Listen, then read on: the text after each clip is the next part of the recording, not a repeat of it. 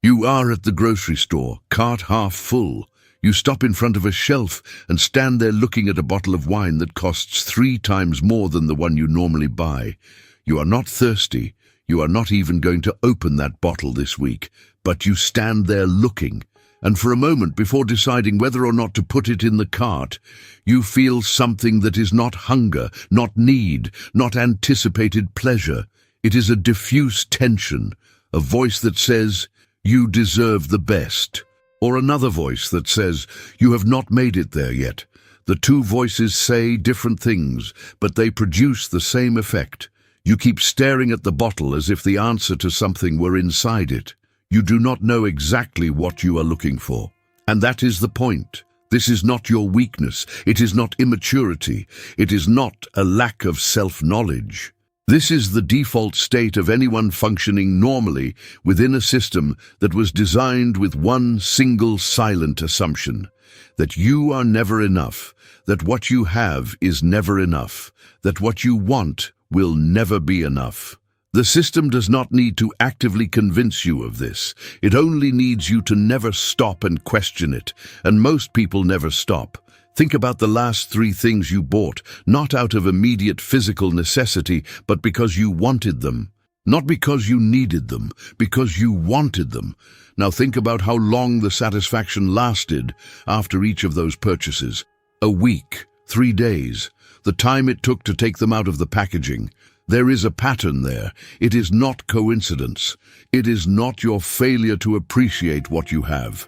It is a structure that works exactly as it was designed to work. Brief satisfaction, immediate return to a state of wanting. The cycle has no flaw. It is the product.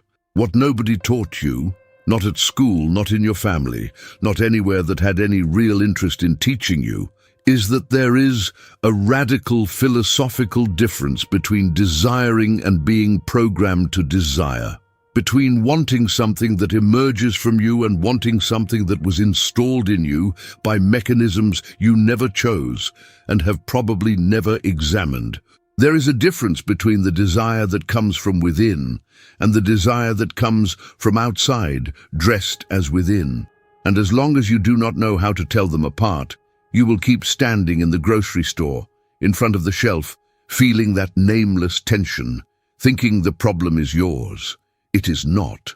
More than 2,000 years ago, a man named Epicurus founded a school of philosophy in Athens, not in a sumptuous temple, not in an intellectual palace, in a garden, a simple space, surrounded by people who chose to be there in order to think clearly, away from the noise of the city, the social competition, the expectations that Athens imposed on what a successful life looked like.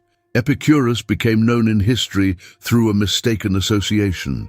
Popular Epicureanism became synonymous with limitless pleasure, with hedonism, with refined excess. That association is historically the inverse of what he actually proposed. What Epicurus proposed was a taxonomy of desire, a surgical classification of the types of wanting that exist in the human being, each with a different nature, each with a different relationship to satisfaction and to the absence of inner peace. He was not against pleasure, he was against confusion about pleasure. And that confusion, which he mapped in ancient Greece, is precisely the invisible mechanism that the modern economy operates on to this day, with a scale and sophistication Epicurus could not have imagined, but with the same structure he described with exactness. Epicurus's taxonomy divides desires into 3 categories, and understanding that division is what separates someone who lives chasing satisfaction from someone who begins to see the map of the territory. The first category, natural and necessary desires: water when there is thirst, warmth when there is cold, food when there is hunger, rest when there is exhaustion. They are finite. They are satisfiable. When you drink water while thirsty, the satisfaction is real and complete. The desire ceases. The body returns to equilibrium. There is no premium version of water you need to reach afterward. The second category, natural but not necessary desires: aesthetic pleasure, additional comfort, Variety in experience. These exist genuinely in the human being, but they are not urgencies.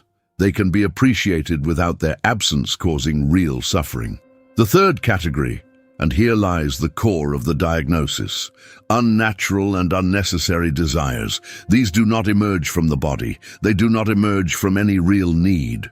They emerge exclusively from comparison, from social hierarchy, from the gaze of others upon what you have and what you do not yet have. They are desires whose origin is not in you. It is in the space between you and the other. They are relational. They are comparative.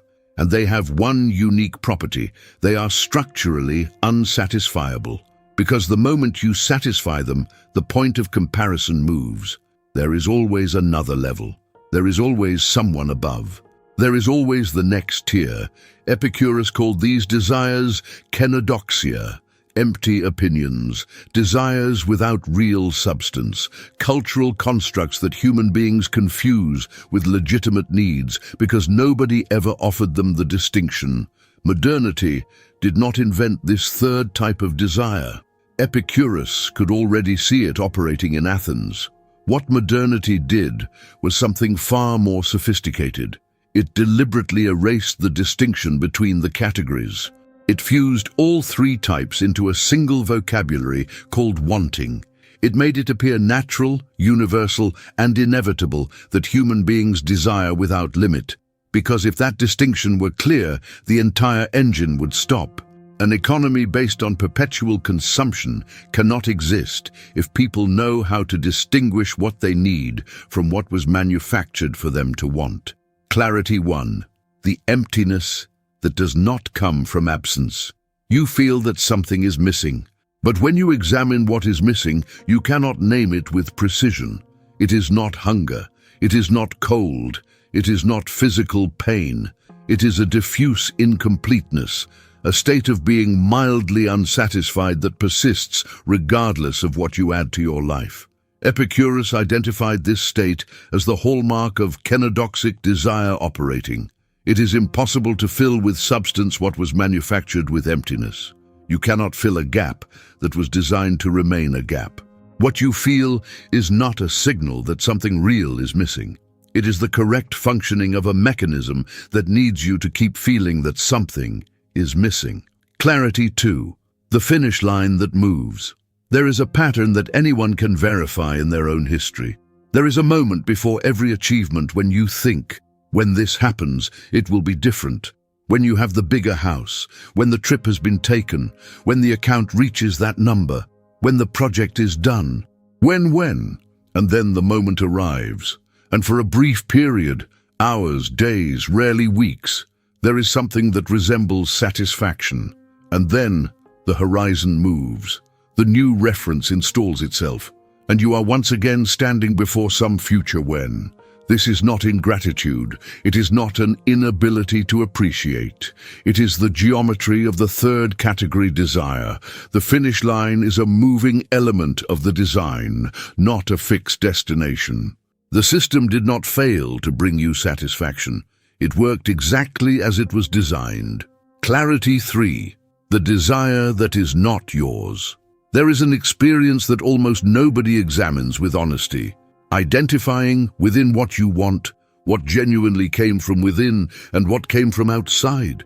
Taking any desire, an object, a position, a status, and tracing its origin. Asking, do I want this because I want it? Or do I want it because someone I admire has it? Or because someone I do not want to surpass me has it? Or because an image told me that people like me have it? Most of the desires we feel as urgent and personal do not survive that tracing, not because we are shallow, but because we live immersed in an environment of desire, engineering so sophisticated that the boundary between what emerges from within and what was installed from outside has become genuinely difficult to see. Epicurus proposed the garden precisely as a space of silence sufficient to ask that question with some clarity, not as escape, as a laboratory of distinction. Clarity 4. Dissatisfaction as product. In any business model based on recurring consumption, customer satisfaction is, paradoxically, the worst possible outcome. A satisfied customer stops buying.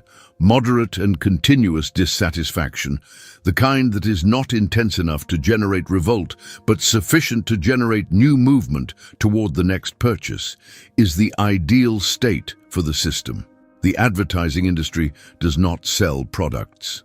It sells emotional states associated with products, and the most profitable emotional state of all is not joy. It is the feeling of incompleteness, accompanied by the promise that the next purchase resolves it. You are not being manipulated by crude messages. You are being navigated by subtle mechanisms that have existed for decades, that were refined with data you voluntarily provided, and that know with growing precision in which language your desire responds. There is an inversion that happens when you look at this with enough clarity. The dissatisfaction you feel, that sensation of not having arrived yet, of there still being something missing, of the life you have not yet being completely the life it should be. That sensation is not a symptom of failure. It is not a sign that you are in the wrong place or that you made the wrong decisions. It is the perfect functioning of a system that depends on exactly that sensation in order to keep operating. The narrative the system prefers is that the dissatisfaction is yours, that the problem lies in your level of ambition, in your inability to feel gratitude, in your emotional immaturity. Because as long as the problem is yours, the solution is also yours. And the solution the system offers is always more consumption, more acquisition, one more step on a staircase that has no top. Epicurus was not proposing that you want less. He was proposing that you know how to distinguish what you want from what was installed in you as wanting. That distinction is what the system most fears you making, not because it would make you unhappy, because it would make the system dispensable. What has no end is not human desire. It is the mechanism that profits from the impossibility of satisfying it. Epicurus's garden was not a proposal for austerity. It was not a celebration of poverty as virtue. It was a technology of clarity, a space where the noise from outside, the constant comparison, the social expectation, the hierarchy of status that Athens operated as intensely as any modern city, would be quiet enough for a question to be asked honestly. What do you really want when nobody's watching? What would you desire if comparison were removed from the equation? What would you choose for your life if the judgment of others completely lost its power over you? These questions seem simple. They are the hardest to answer honestly, because most people have never been in an environment quiet enough to hear them without interference. The diagnosis that emerges from all of this is not moral. It is not a judgment about what you did or should have done. It is structural. The problem of always wanting more has no end because it was not built to have one. It was built to last, to renew itself, to adapt to the moment when you satisfy one level and immediately generate the next. It is a system with a perfect memory of your state of dissatisfaction and a growing capacity to personalize it. The more you interact with it, the better it knows where your incompleteness lives, and the more precisely it can sustain that incompleteness at the right moment, at the right intensity, so that the movement continues. It is not an accident. It is not a side effect. It is the central function.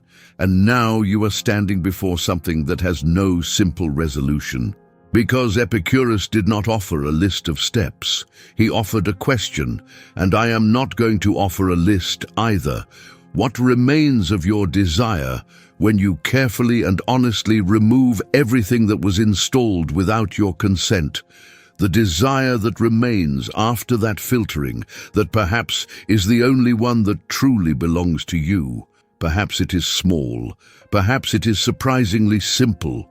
Perhaps it has nothing to do with what you have spent the last few years chasing. Or perhaps it confirms exactly what you were looking for, but now with a clarity that manufactured desire never permitted. There is no universal answer to that question. It is constitutively personal. The system will never help you answer it, because the honest answer to that question is the only thing that genuinely threatens the continuity of the cycle. What Epicurus understood 2,000 years ago, and what continues to be solemnly ignored, is that freedom does not lie in having more, nor in having less.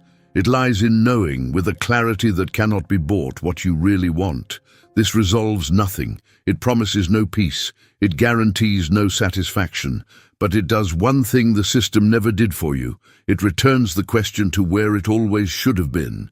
If this diagnosis produced something in you, discomfort, recognition, the sensation of having seen something that was always there, share it, not to feed an algorithm, but because lucidity that does not circulate stays trapped in a single mind. And the system, as you already know, prefers exactly that. This is antidote.